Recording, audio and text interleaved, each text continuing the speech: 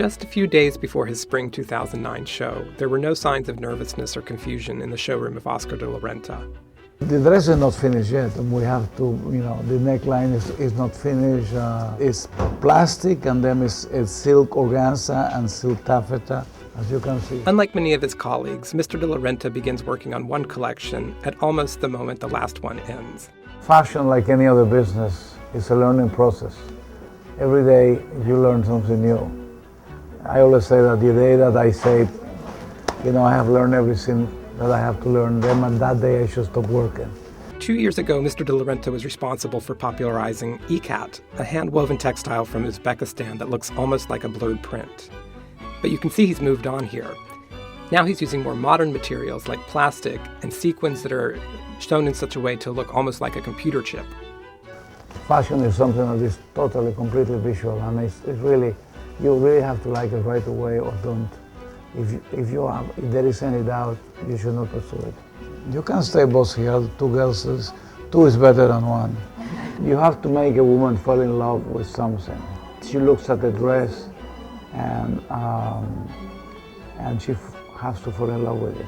This is all handmade. Here you can see he's continuing to work with a silhouette that's been popular for several seasons. It's very rich lady looking, kind of like something you'd see on Mad Men. How much will a dress like that cost? Money. Why would talk about money? It's so unimportant. You know something, if a woman wants to buy it, she can afford it. I shouldn't have asked. If she falls in love with it.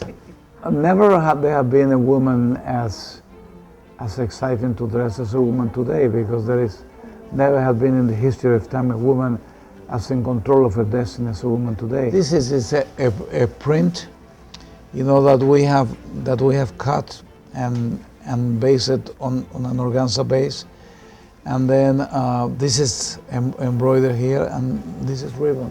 So it's a combination of different things. What is most important to that woman is not whose clothes she's wearing, but that the clothes she's wearing is a reflection of her sense of individuality, In his showroom, a half-dozen young assistants work at desks in 2 rows that face one another, creating an impromptu runway between them. The walls are covered with hundreds of sketches, just ideas, he says, that may or may not turn into something special.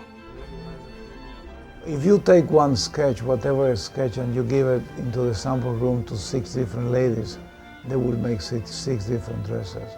It's only your own, what you envision.